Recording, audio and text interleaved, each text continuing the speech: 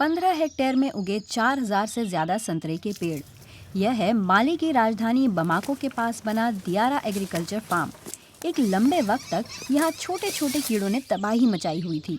यह कीड़ा था सफेद दीमक। ये दीमक पेड़ों में फैल गए थे और उनकी जड़ों तक को खा रहे थे। इस हाल में पेड़ों में फल ही नहीं लग पाते थे। हमने दीमकों से निपटने के लिए कई तरह के रसायनों का इस्तेमाल करके देखा, लेकिन कोई असर नहीं हुआ। फिर हमने नीम के तेल का इस्तेमाल शुरू किया। न केवल ये असरदार है, बल्कि ये हमें दूसरे पारंपरिक कीटनाशकों से भी सस्ता पड़ता है।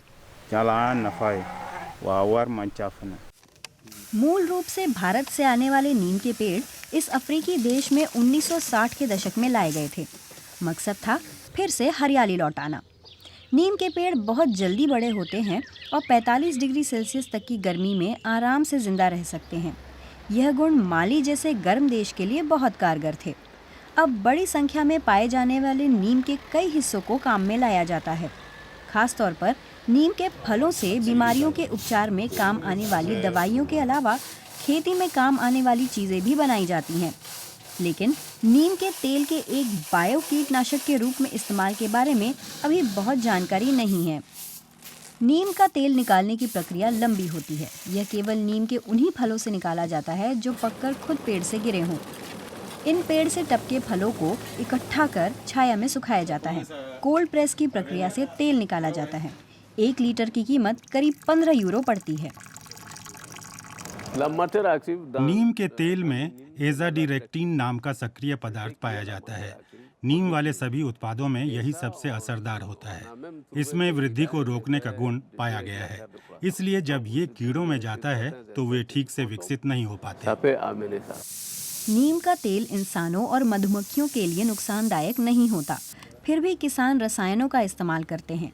केवल माली में ही हर साल हजारों लोग रासायनिक कीटनाशकों के कारण बीमार पड़ते हैं।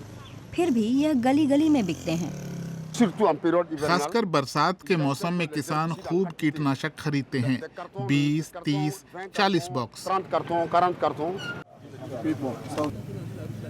हबीब अदजेद बताते हैं कि किसान ऐसा इसलिए करते हैं क्योंकि उन्हें नीम के तेल के बजाय केमिकल का इस्तेमाल आसान लगता है।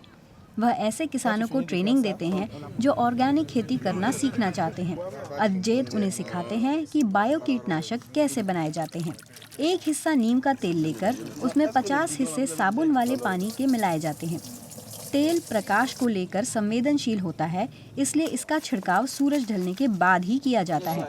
अपने ट्रेनिंग सेशन में उन्हें पता चलता है कि मक्के के खेतों में आर्मी वर्म ने हमला बोला है। आर्मी वर्म मक्के की कलियों को कुतर रहे थे। पहले उपचार में उनके सारे अंडे नष्ट नहीं हुए। जो बच गए हैं उनसे अगले 4 या 5 दिन में कीड़े बाहर आ जाएंगे, लेकिन हम उन्हें भी नष्ट कर देंगे। महीने में 4 बार ट्रीटमेंट करने से वे पूरी तरह खत्म हो जाएंगे। उनकी सलाह किसान इसियाका कोने को जच गई है। नीम का तेल उन्हें ठीक लग रहा है। नीम एक ऐसा पेड़ है जो हमारे चारों ओर है। इसका तेल निकालना भी इतना महंगा नहीं पड़ता। इस जानकारी से मैं बहुत खुश हूँ। इधर बमाको के पास के संतरे के बगीचे से ऑर्गेनिक संतरे पूरे इलाके में भेजे जाने लगे हैं। उनकी सफलता अन्य किसानों को नीम के तेल का उपयोग करने और पर्यावरण को नुकसान पहुंचाए बिना कीटों से लड़ने के लिए प्रेरित कर सकती है।